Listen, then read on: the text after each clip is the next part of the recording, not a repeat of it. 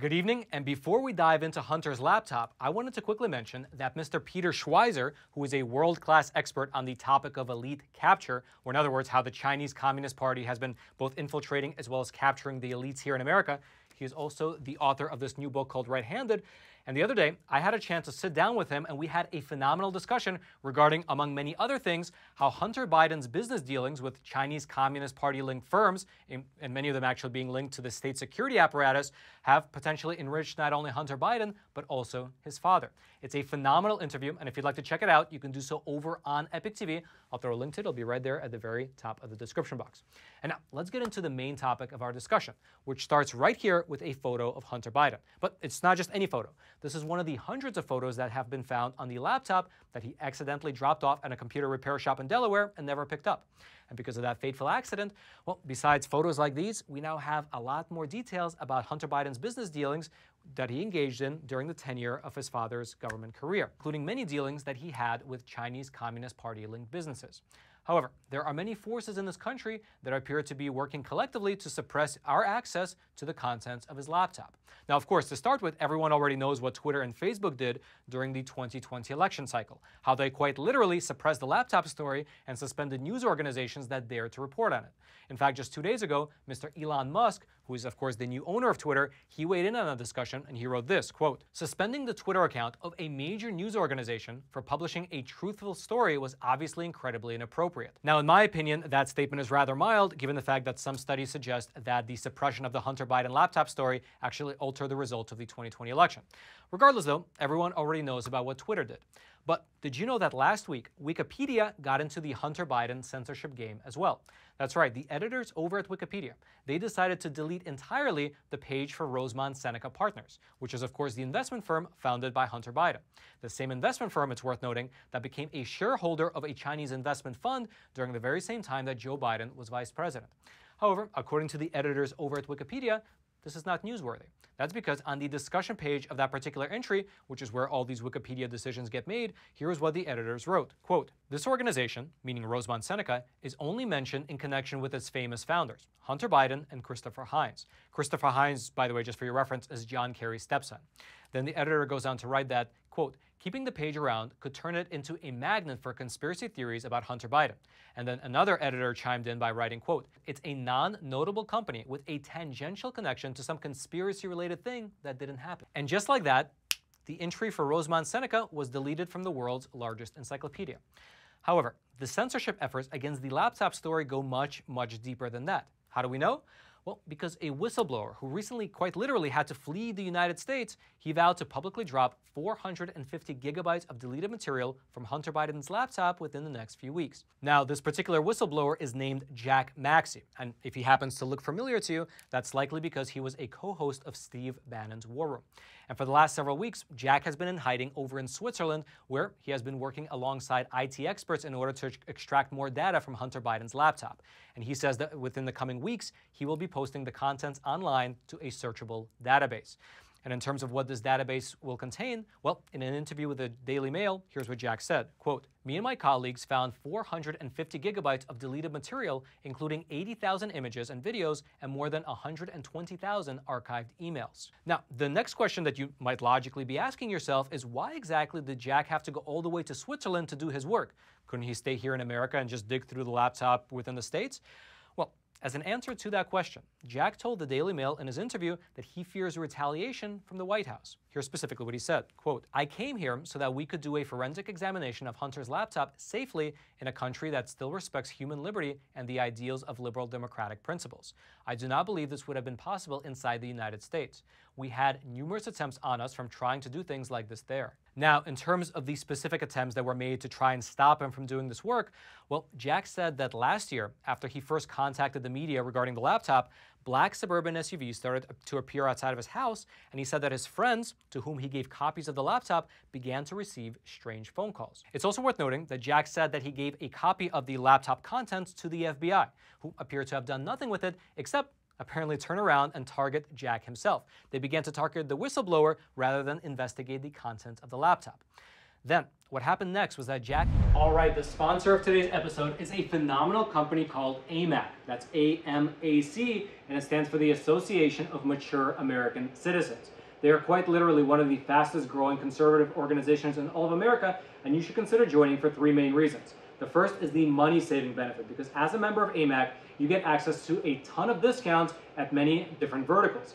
Things like vitamin stores, restaurants, retail shops, and so on and so forth. If you want to check out the full list, it's pretty exhaustive, you can do so over on AMAC's website. The second benefit is that you get exclusive access to the AMAC magazine. It'll be delivered directly to your doorstep, and it contains phenomenal coverage as well as deep analysis. And then the third benefit, the one that people say is their favorite, is that AMAC fights for your values over on Capitol Hill. In fact, you can check out the online version of this on their website. It's the AMAC Action Advocacy Annual Report, and it shows exactly what they're doing on Capitol Hill in terms of fighting what they call the socialist storm that's brewing in this country. So head on over to amac.us/factsmatter and sign up today. I'll also throw a link down in the description box below. Then, what happened next was that Jack gave a copy of the hard drive to one of his friends who happened to be a former intelligence officer. And this intelligence officer, he turned around and he told Jack this, quote, "If you don't release enough of this so that they know you can release all of it, I'm telling you, brother, you're a dead man." And so Jack, he took that advice to heart, and he began to post batches of the emails as well as other files from the laptop onto different file sharing sites across the internet for people to have access to. However, within an hour of him posting those files, the links were all taken down. Here's specifically what Jack told the Daily Mail, quote, "There were 5 drop boxes, 2 in the United States, 1 in New Zealand, 2 in the UK. All the same drop boxes in which they tell us child pornography is shared around the globe without any consequence because they can't look at it. These are all Five Eyes countries, English-speaking countries in an intelligence sharing agreement, and they were all ripped down. So this means that our intelligence services, who still have not even acknowledged that they have Hunter Biden's laptop, were obviously diligently doing cache services across the internet to find out if any of that stuff was being released. That should terrify every single decent person in the West." Now, Jack said that one of the main reasons that he chose to go into hiding in Switzerland was because the only file sharing site that did not take down his files was a company called Swiss Transfer, which is a file sharing service based in the country of Switzerland. And because it's based in Switzerland, it happens to not be subject to the Cloud Act. And so in order to get an idea of what this all means and why exactly Switzerland has become something of a safe haven for people's data, I got a chance to speak with Mr. Alain Guillai, who is the founder of Globax Data. They actually run Sekur, S-E-K-U-R, the messaging service that is one of the sponsors of our channel. Meaning that not only is he an expert on Swiss data privacy, but he is also a man who cares enough about the truth in order to sponsor a channel like ours. All right, Alan, thank you so much for joining us. So the whistleblower, as we mentioned earlier in the segment, flew to Switzerland in order to do his work safely from the encroachment of any type of government. Why do you believe that he decided to go to Switzerland out of all the other countries in the world? Well, a few reasons. First of all, Switzerland is a neutral country. Unless you're an international terrorist, there's no real extradition treaty. And the number one thing is, would you respect people's liberties, freedom, individual rights, and especially privacy? Switzerland also is not part of the EU. We actually paid over €1 billion Swiss franc. We pay every year not to be part of the EU, but to have commercial agreements. It's been neutral for forever. And the thing is that the political system, the judicial system in Switzerland, when you change laws, etc., it's a total referendum system. So it's as libertarian as you can get.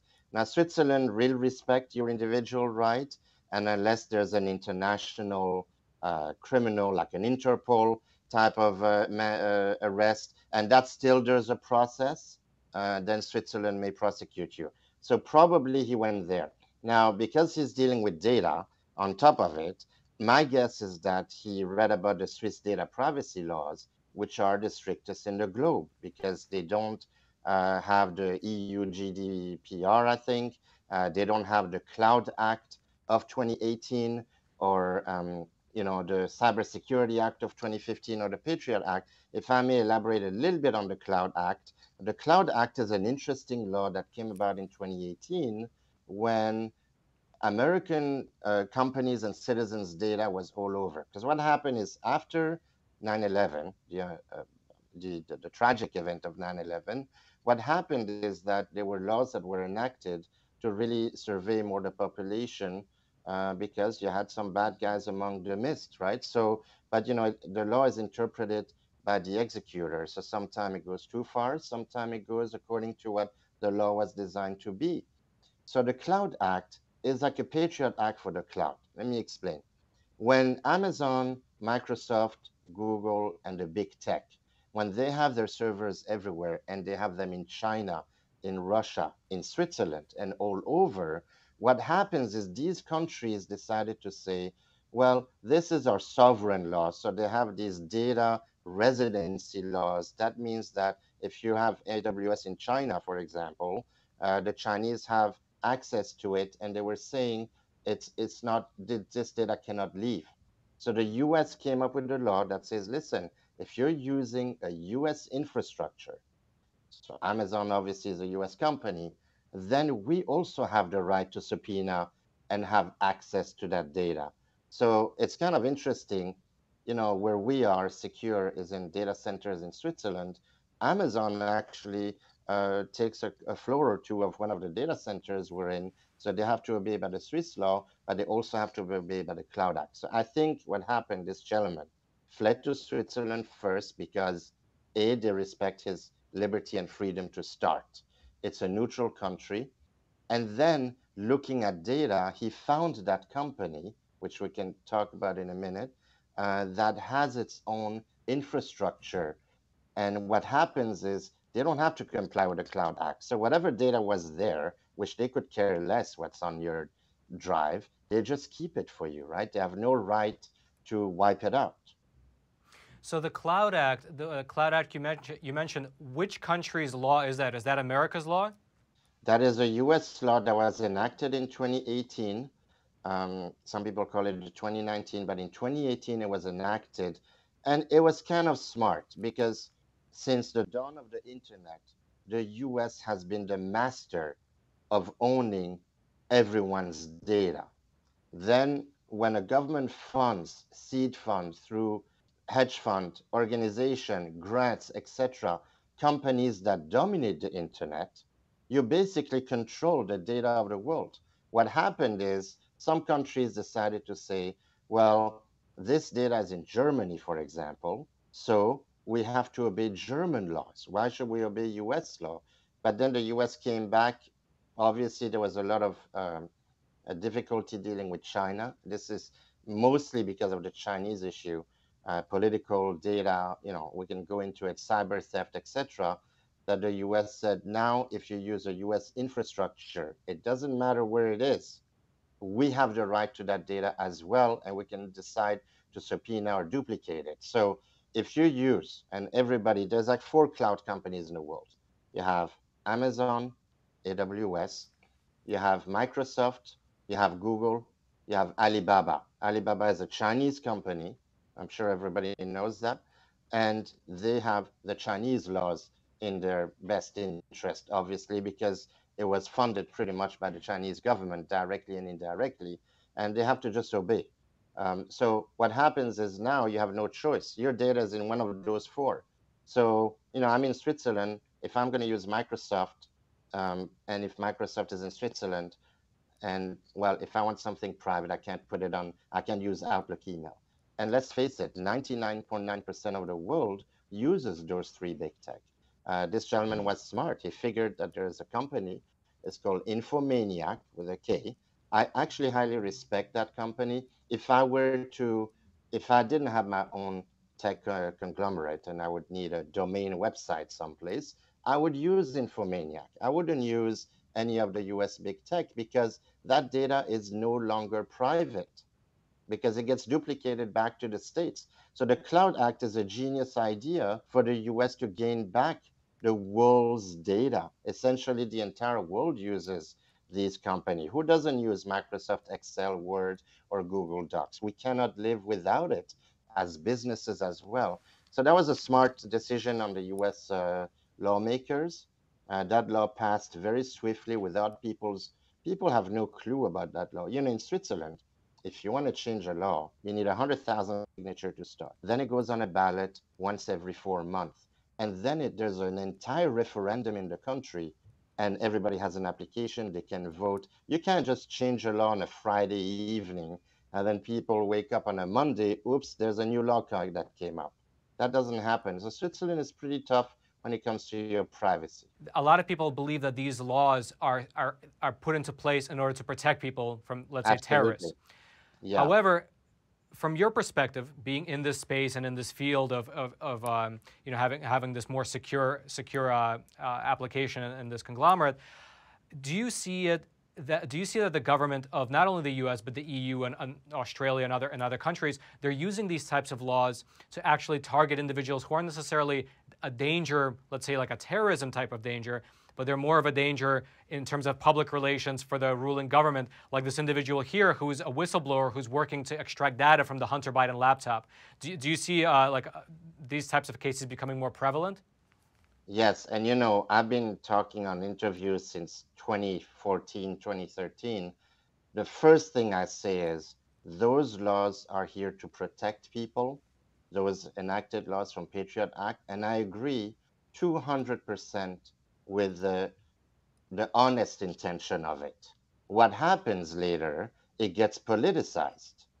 You have political parties with different motive that are using laws that are, you know, they're made to protect everybody from every political view. In this particular case, obviously there is a political party in power, and they don't want this stuff to come out.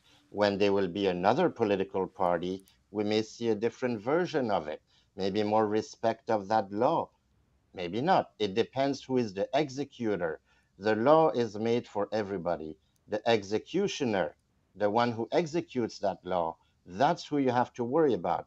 And in this case, it is highly politicized. So, yes, I see that it's just like everything humanity does. We have great intention, and then you have some people that will exploit the weakness and the flaws in that particular system and essentially use it to their gain. In this case, from what I read from the article, it seems that this poor man's, you know, his crusades to really bring information to the general public, everything was wiped out except the stuff in Switzerland.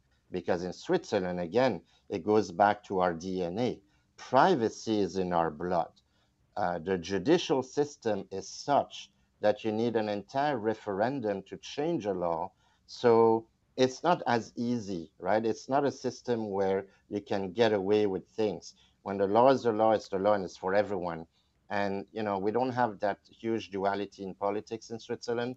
So yes, I will say that there's a lot more. You have political motivation, industrial motivation. You know, you have lawsuits from one group to another, let's say, and they can subpoena data of an adversary without the adversary knowing it for 72 hours and without having what we call the discovery process in a legal system to defend themselves. So the law is flawed in its intention. It's right because you do have bad actors in a society.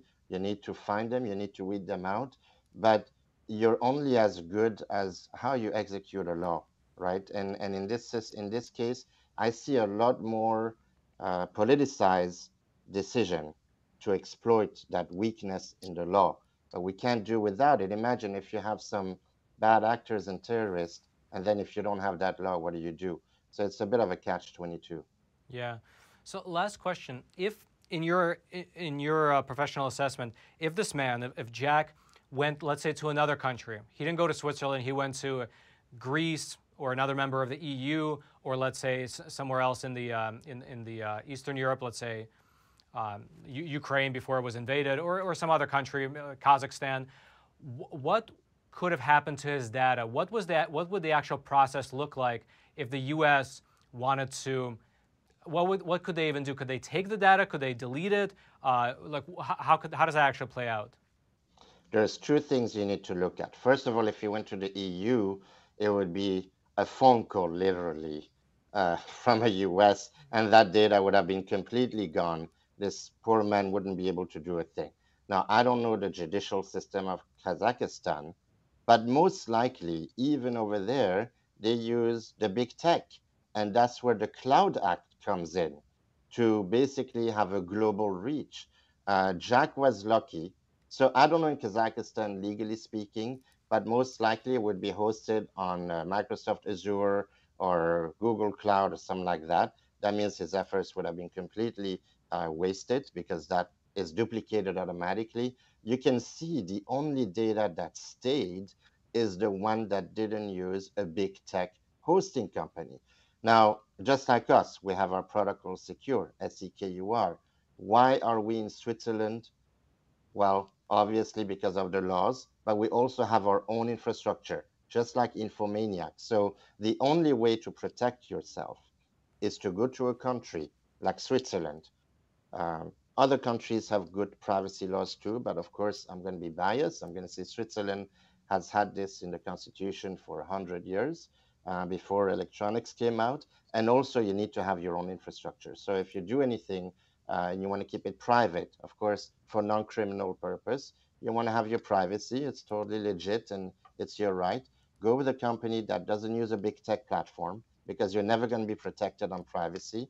And try to go to a country like Switzerland. That would be my recommendation. If he went to any other country, he wouldn't have had that data, guaranteed. The EU is just like the US. Don't think because it's in Europe. They have the same laws. They have super agreement.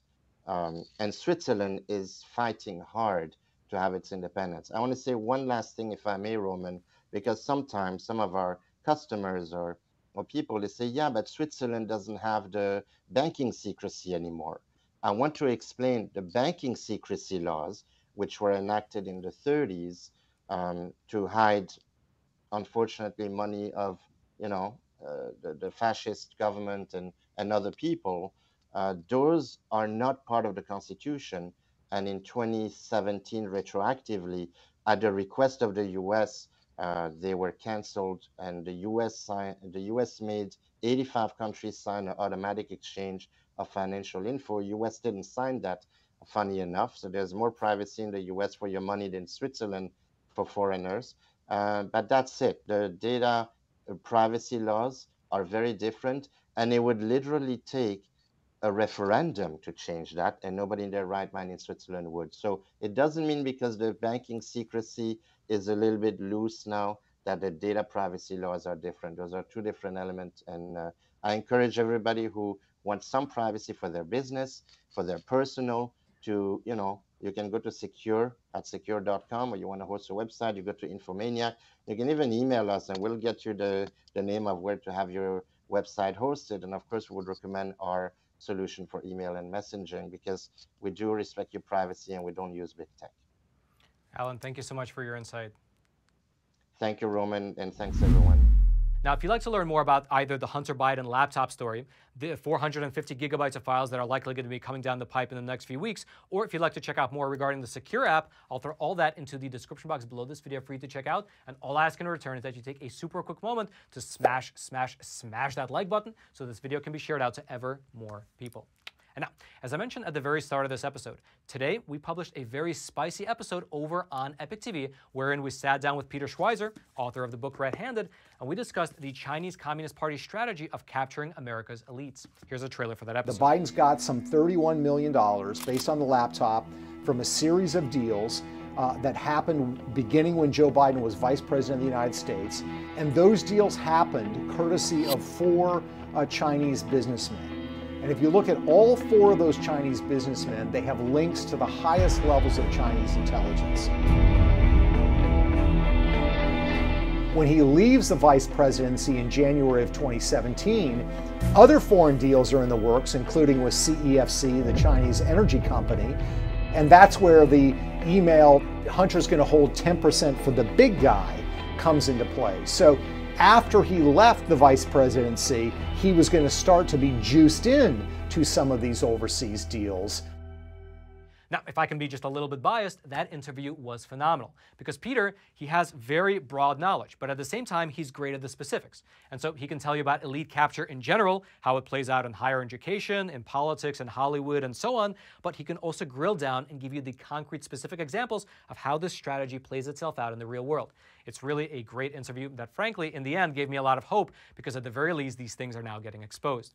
If you'd like to check it out for yourself, I'll throw a link to it. It'll be right there at the very top of the description box. And then until next time, I'm your host, Roman from the Epoch Times. Stay informed and stay free.